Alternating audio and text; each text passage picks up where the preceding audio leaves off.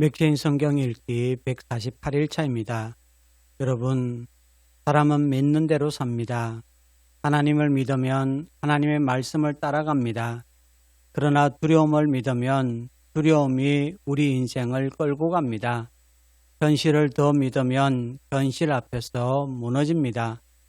내 판단을 더 믿으면 하나님의 말씀을 들어도 순종하지 못합니다. 그래서 오늘 내 본문은 우리에게 묻습니다. 당신은 정말 하나님을 믿고 있습니까? 아니면 하나님보다 두려움을 더 믿고 있습니까? 불신은 단순히 마음이 약한 상태가 아닙니다. 불신은 하나님의 말씀보다 내 두려움과 판단을 더 크게 믿는 것입니다. 신명기 1장에서 이스라엘은 약속의 땅 앞에 섰습니다. 하나님은 그들에게 올라가 차지하라고 말씀하십니다. 그러나 그들은 하나님의 약속보다 눈앞의 성읍과 거인들을 더 크게 보았습니다. 32절은 이렇게 말씀합니다. 이 일에 너희가 너희의 하나님 여호와를 믿지 아니하였도다. 결국 그들은 들어갈 수 있었던 땅을 잃어버렸습니다. 누릴 수 있었던 축복을 광야에서 상실했습니다. 성도 여러분, 불신은 그냥 제자리에 머물게 하는 정도가 아닙니다. 불신은 하나님이 주신 축복 앞에서 우리를 물러서게 합니다. 우리도 그렇지 않습니까?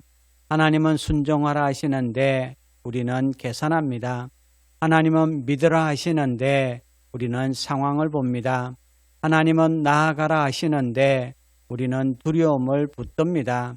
그러나 불신은 결국 잃어버리게 합니다. 시편 81편은 그 이유를 더 깊이 보여줍니다. 11절은 이렇게 말씀합니다. 내 백성이 내 소리를 듣지 아니하며 이스라엘이 나를 원하지 아니하였도다. 불신의 무서움은 말씀이 없는 데 있지 않습니다. 말씀은 들리는데 마음이 하나님을 원하지 않는 데 있습니다. 예배는 드리지만 하나님의 뜻보다 내 뜻을 더 원할 때가 있습니다. 말씀은 듣지만 내 생각을 내려놓지 않을 때가 있습니다. 기도는 하지만 결국 내 방식대로 결정할 때가 있습니다. 이것이 불신입니다. 그리고 82편은 불신이 삶의 자리에서 어떻게 나타나는지를 보여줍니다. 하나님을 믿지 않는 마음은 예배당 안에서만 드러나는 것이 아닙니다. 공의를 외면할 때, 약한 자를 돌아보지 않을 때, 내 유익만 붙들 때 그 삶도 불신을 드러냅니다. 믿음은 입술의 고백만이 아닙니다. 믿음은 삶의 방향입니다.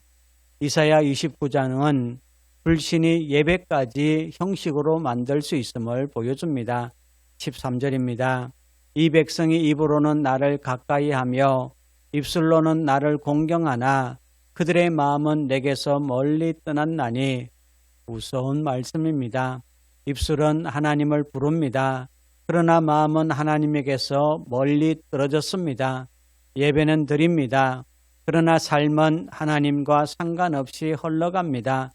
기도의 말은 있습니다. 그러나 순종의 마음은 없습니다. 불신은 지혜도 흐리게 합니다. 하나님을 멀리하면 사람은 더 똑똑해지는 것이 아니라 영적으로 어두워집니다.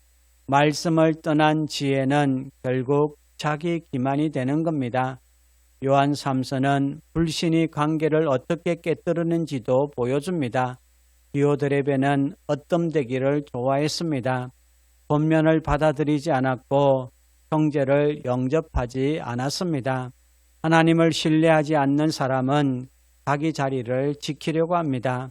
자기 자리를 지키려다 사람을 밀어내고 관계를 깨뜨리고 공동체를 아프게 합니다. 불신은 결국 교만을 낳고 교만은 관계를 무너뜨립니다. 성도 여러분, 오늘 말씀은 분명합니다. 불신은 축복을 잃게 합니다. 불신은 말씀을 거부하고 지혜를 흐리게 하고 관계를 깨뜨립니다. 그러므로 불신을 가볍게 여기지 마십시오. 두려움보다 하나님의 약속을 더 크게 보십시오. 내 고집보다 하나님의 말씀을 더 신뢰하십시오. 믿음은 단지 하나님이 계신다라고 말하는 것이 아닙니다.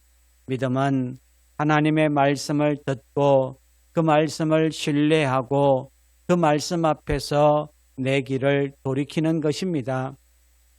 오늘도 불신에서 돌이켜 하나님의 말씀을 믿고 순종하는 성도 여러분 되시기를 주님의 이름으로 축원합니다. 이제 오늘의 성경을 함께 읽겠습니다.